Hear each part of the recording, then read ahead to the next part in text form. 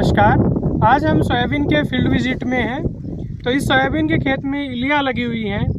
Generally soybean में हम हरी जो सेमी लूपर होता है, थोड़ा यो लोब बना के चलता है, वो देखते हैं। चने वाली इल्ली देखते हैं, तंबाकू की इल्ली देखते हैं। लेकिन इस खेत में तंबाकू की इल्ली और चने की इल्ली तो हमें मिली ही, वो कम थी।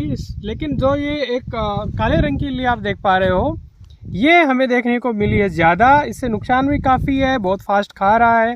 कई किसानों की ये भी कंप्लेन है, साहब ये कीटनाशी कर दिया, मर भी नहीं रही है।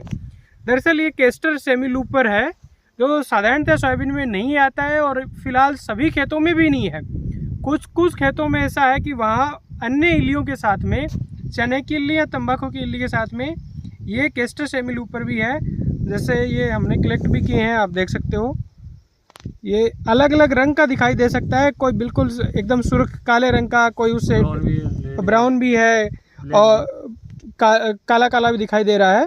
तो ये इसकी स्टेज के हिसाब से है। जो ये केस्टर सेमी लूपर बड़ा हो गया है, जो प्यूपेशन में जाने वाला है, उसका रंग थोड़ा हल्का पड़ गया है और इसकी एक्टिविटी भी कम होगी। लेकिन जो यंग है वो बहुत एक्टिव है और बहुत फास्ट पत्तियों को खा रहा है। तो इसके लिए क्या करना चाहिए?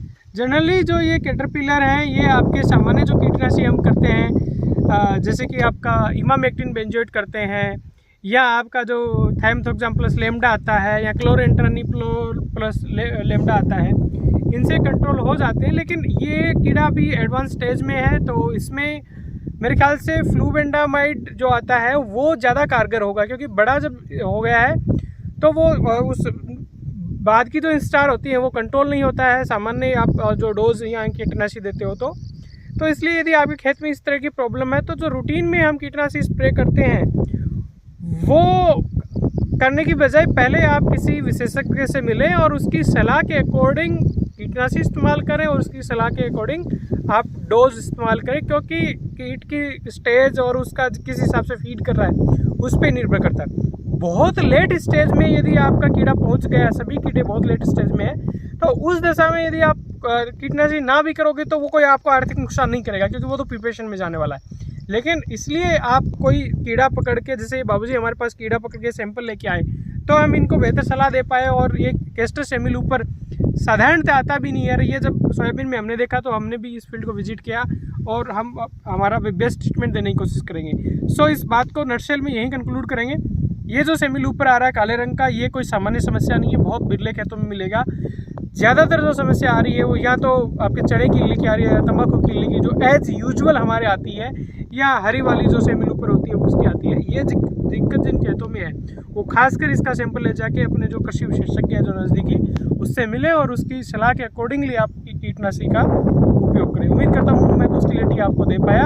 अगेन मैं रिक्वेस्ट कर रहा हूँ कि इससे पैनिक नहीं होना है कुछ कि भाई काली इल्ली आ गई, सब एक तरफ से स्प्रे कर रहे हैं। कीड़ा नहीं है तो वो स्प्रे आपका बेकार जाता है, कीड़ा है तभी आप स्प्रे करें तो वो कारगर होता है। लेकिन ये भी ज़रूरी है कि कीड़े की शुरुआती अवस्थाओं में ही हम स्प्रे कर दें। यदि बहुत लेट हो गया है तो बाद में वो कंट्रोल नहीं होगा।